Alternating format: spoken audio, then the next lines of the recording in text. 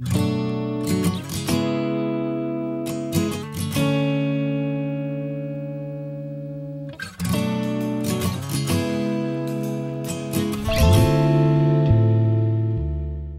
first memory of Michelle was a guy in my unit coming back to the dorm telling me about this awesome girl from Tennessee that he met and that he was going to pursue her. Joe and I first met when our freshman year of college when I was dating one of his friends, and his friend and I dated for almost a year, and then we broke up, and I assumed that all of his friends knew that we had broken up, and Joe saw me in the student center, and he could tell that I was sad, and he gave me a hug and told me he didn't know what was wrong, but he'd be praying for me. And then he sent me an email that night just saying, I don't know what's going on, but know that I'm praying for you, and whatever is going on, God has big plans around the corner. Yeah, little did we know. You're my unfathomable, precious, unimaginable joy. And you're exceedingly exciting and abundantly. After his friend and I broke up, Joe and I continued to be friends, and our friendship developed. And then that was my sophomore year of college, and after my sophomore year of college, between my sophomore and my junior year, I had decided I wanted to hang out with Joe more and his group of friends, which was easy because we're all ministry majors, and I literally had every single class with his roommates. In love for you, yeah.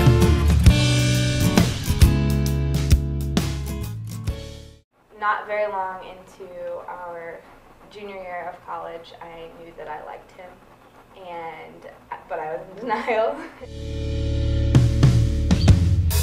He tells a story of a king coming in glory, and he is.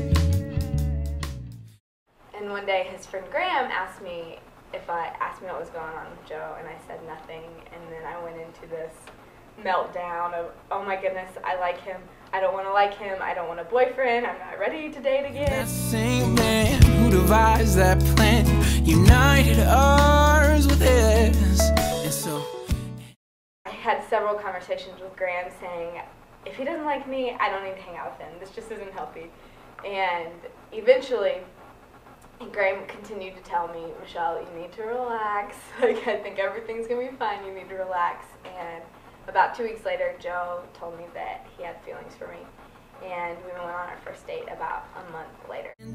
and we will walk with him as our two become. He took me to an Indian restaurant and to a haunted house, which I'd been wanting to do for a while. And after that, we went to Matter Park, which is a park by campus, and we went on a walk around the park, and we were standing on the bridge, and he started to ask me to officially be his girlfriend, and then he chickened out. And I knew exactly what he was trying to do, but just waited for him to get up his courage. And then he asked me eventually at the end of the walk to officially be his girlfriend. As one hope, and all the promises he promises to us, he promises will never be. Our relationship moved pretty quickly in that I knew that I was going to marry him within a month, which is scary and very out of my nature and his nature.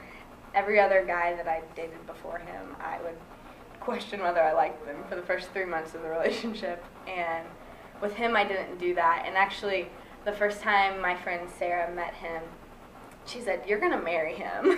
And I was like, whatever, you're ridiculous. And then about a week into Joe and I dating, she actually told me, she's like, you know, I never thought I would find somebody that would balance you out. So I didn't know whether to take that as a compliment or take offense to it, but both, I guess. My unfailing love for you will not be moved. For you will not be moved, no. My unfailing love for you. And though the mountains be shaken and the hills be removed, yet my unfailing love for you, you.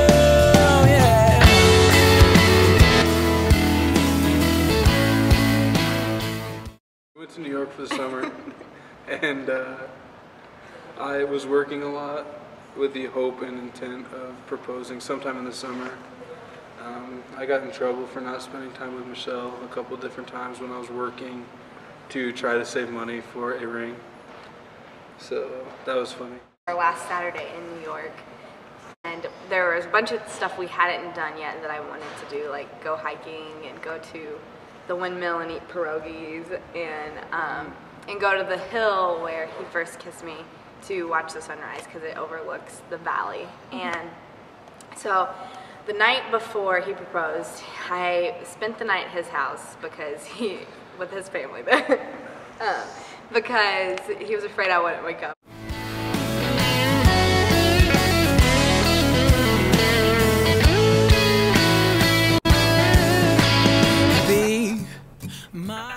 So we get in the car and we drive up to the hill, and it's foggy and you can't see anything at all. And so we didn't see the sunrise. But we get up there and Joe pulls out this book, and I was like, what's that? And he's like, I'm gonna read you a story.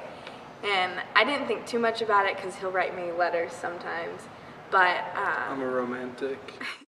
When I pulled the book out, she looked at me like I was a big moron, and so that was really encouraging. And she didn't understand what I had the book for, but as I was reading it, something awesome happened, and Michelle started to cry before she even knew that I was proposing.